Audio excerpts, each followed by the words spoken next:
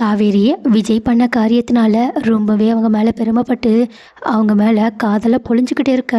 ஆனால் ஒரு கட்டத்தில் எங்கே இந்த சந்தோஷம் மறுபடியுமே நம்மளை விட்டு போயிடுமோன்றதுக்கும் அவங்களுக்குள்ளே எழ ஆரம்பிக்குது. இதை கவனித்த விஜயும், உனக்கு இப்போ என்னதான் பிரச்சனைன்னு கேட்க, காவேரியும், உங்கள் கூட நான் எப்போல்லாம் ரொம்பவே சந்தோஷமாக இருக்கணும், அப்போல்லாம் ஏதாவது பிரச்சனை வந்து நம்ம ரொம்பவே கஷ்டப்படுறோம்.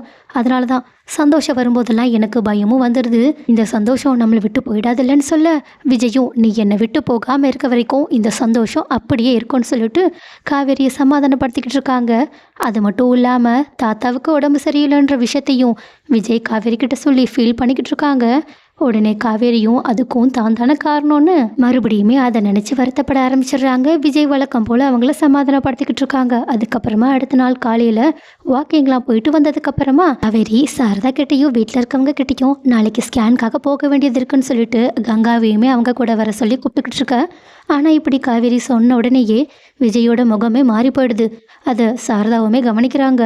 அதனால் விஜய் அவங்க தனியாக கூப்பிட்டு, என்னாச்சு, ஏதாவது பிரச்சனையான்னு கேட்க, விஜயும் இந்த மாதிரி காவேரி கர்ப்பமாக இருக்கும்போது அவளுக்கு அம்மை போட்டிருந்துச்சுல்ல, அதனால் குழந்தைக்கு ஏதாவது பிரச்சனையாக இருக்குமோன்னு எனக்கு பயமாக இருக்குது.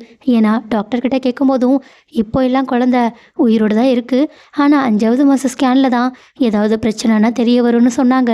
அதனால தான் எனக்கு அவள் ஸ்கேனை பற்றி சொல்லும்போதே பயமாக இருக்குது, என் குழந்தை நல்லா தானே இருக்கும்னு சொல்ல, உடனே சாரதாவும், நீங்களும் காவேரியும் படாத கஷ்டம் எல்லாத்தையுமே பட்டுட்டீங்க, அதனால அந்த கடவுள் இதுக்கப்புறமாவும் உங்களை சோதிக்க மாட்டான், கண்டிப்பாக குழந்தை நல்லா தான் இருக்கும், நானும் அந்த கடவுள்கிட்ட வேண்டிக்கிறேன்னு சொல்லிட்டு விஜயை சமாதானப்படுத்தி அனுப்பி விட்டுட்டு அவங்க பயந்துக்கிட்டு இருக்காங்க.